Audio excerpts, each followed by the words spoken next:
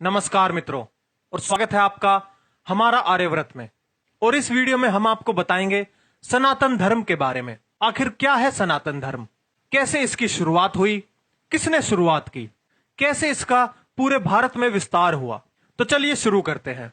हम आज बहुत गर्व से राम कथा में या भागवत कथा में कथा के अंत में कहते हैं, बोलिए सत्य सनातन धर्म की जय। थोड़ा ये सोचे कि सनातन धर्म का अर्थ क्या है। सनातन अर्थात जो सदा से है, जो सदा से रहेगा, जिसका अंत नहीं है और जिसका कोई आरंभ नहीं है, वही सनातन है। और सत्य में केवल हमारा धर्म ही सनातन है।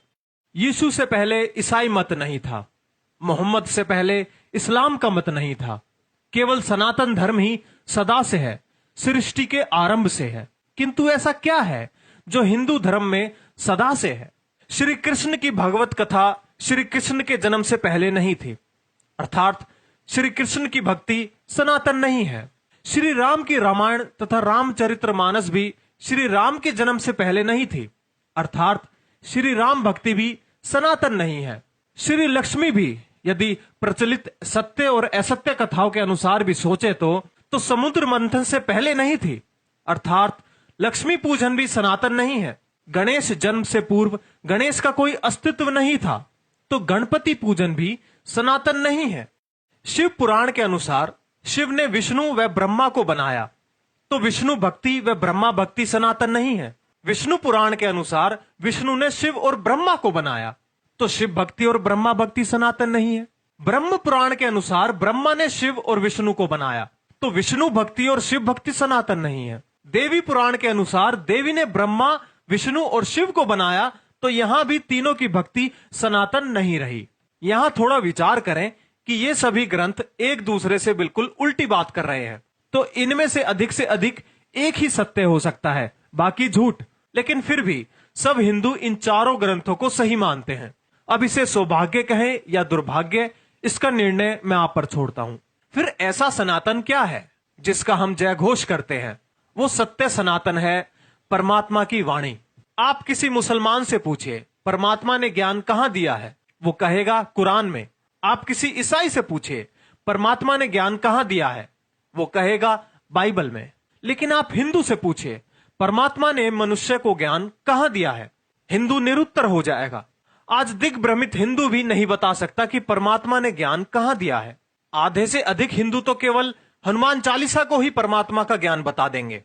जो कुछ धार्मिक होते हैं वो गीता का नाम ले देंगे, किंतु ये भूल जाते हैं कि गीता तो योगेश्वर श्री कृष्ण देकर गए हैं। परमात्मा का ज्ञान तो उससे भी पहले होगा या नहीं, अर्थात वो ज्ञान जो श्री कृष्ण ने अपने गुरुकुल काल में अपने गुरु संदीपनी मुनि के आश्रम में पढ़ा था। जो कुछ अधिक ज्ञानी होंगे वो उपनिषद कह देंगे, परंतु उपनिषद तो ऋषियों की वाणी है, ना कि परमात्मा की। तो परमात्मा का ज्ञान कहां है? वेद, जो स्वयं परमात्मा की वाणी है, उसका अधिकांश हिंदुओं को केवल नाम ही पता है। वेद परमात्मा ने मनुष्य को सृष्टि के प्रारंभ में दिए। जैसे कहा जाता है कि गुरु बिना ज्ञान नहीं, तो संसार का आदि गुरु कौन था? वो परमात्मा ही था। उस परमपिता परमात्मा ने ही सब मनुष्यों के कल्याण के लिए वेदों का प्रकाश सृष्टि के आरंभ में किया। जैसे हम नया मोबाइल लेते हैं, साथ में एक गाइड मिलती है कि उसे कैसे चालू करें, किस प्रकार से इस्तेमाल करें, इस स्थान पर ना ले जाएं, इस स्थान पर ले जाएं, ऐसी चीजों के साथ ना रखें आदि। उसी प्रकार जब परम पिता ने हमें यह मानव तन दिया और यह संपूर्ण सृष्टि हमें रचकर दी, तब क्या उसने हमें यूं ही बिना किसी ज्ञान व बिना किसी निर्देशों के भटकने के लिए छोड़ दिया? नहीं, उसने हमें साथ में एक गाइड दी कि इस सृष्टि को कैसे उपयोग करें, क्या करें, इस तन से क्या करें, इसे कहां लेकर जाएं, मन से क्या विचारें, नेत्रों से क्या देखें, कानों से क्या सुने, हाथों से क्या करें आदि। उसी का नाम वेद है। वेद का अर्थ है ज्ञान। परमात्मा के उस ज्ञान को आज हमने लगभग बुला ही दिया है। वेदों में क्या है? वेदों में कोई कथा कहानी नहीं है, ना तो श्री कृष्ण की ना श्री राम की। वेद में तिनके से लेकर परमेश्वर पर्यंत वह संपूर्ण मूल ज्ञान विद्यमान है जो मनुष्य को जीवन में आवश्यक है। मैं कौन हूं? मुझ में ऐसा क्या है जिसमें मैं की भावना है? मेरे हाथ, मेरे पैर, मेरा सिर, मेरा शरीर, पर मैं कौन हूं? मैं कहां से आया हूं? मेरा तन तो यही रहेगा, तो मैं कहां जाऊंगा? परमात्मा क्या करता है? मैं यहां क्या करूं? मेरा लक्ष्य क्या है? मुझे यहां क्यों भेजा गया? इन सब का उत्तर तो केवल वेदों में ही मिलेगा। रामायण, भागवत, महाभारत आदि तो सारी ऐतिहासिक घटनाएं हैं जिनसे हमें सीख लेनी चाहिए और इन जैसे महापुरुषों के दिखाए सन्मार्ग पर चलना चाहिए। लेकिन उनको ही सब कुछ मान लेना और जो स्वयं परमात्मा का ज्ञान है उसकी अवहेलना कर देना केवल मूर्खता है। यह हमारी छोटी सी कोशिश थी आपको अपना धर्म यानी सनातन धर्म समझाने की।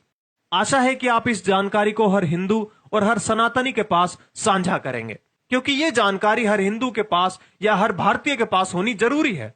और वर्तमान में तो इसकी जानकारी होना अति आवश्यक है, क्योंकि जैसे एक षड्यंत्र के तहत हिंदुओं को हीन बनाया जा रहा है और उनको उनके ही सनातन धर्म के खिलाफ भड़काया जा रहा है, जल्द ही हिंदू सिर्फ इतिहास बनकर रह जाएंगे। और जो कुछ लोग ये बोलते हैं कि हिंदू कभी खत्म नहीं हो सकते, वो जीवन पर्यंत तक रहेंगे, तो मैं आपको बता दूं आज दुनिया में हिंदुओं का सिर्फ एक ही देश है और वो भी सिर्फ अनौपचारिक रूप से।